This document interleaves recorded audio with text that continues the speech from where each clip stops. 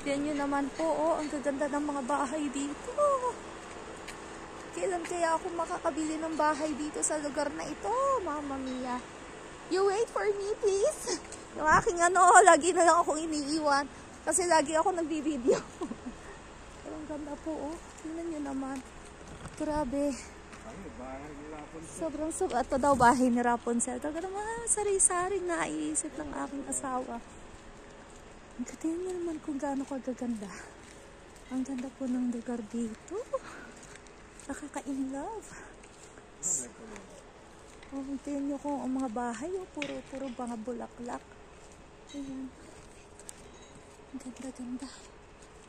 Oh. Pupuntahan daw po namin yung cable car. Baka makakasakay kami, baka afford ng budget. Hindi lubos-lubos na. Baka hindi na alam kung kailan ulit makakabalik kami construction pa dito. Tingnan kung paano kaganda. Abay, saan gandaan din eh? Wala namang daan. May daan ka? O dead road? Parang walang daan eh. Road end. Dead end?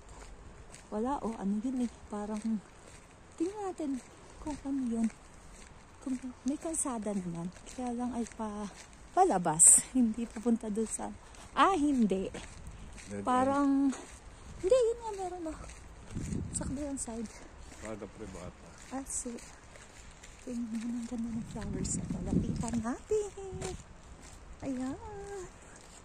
O, diba? Nono, baka gusto kong mag-stop ng konti ha. Ayan na. Ang ganda po ng mga flowers. So, ang ganda po ng view dito. Ayan. Thank you po for watching. God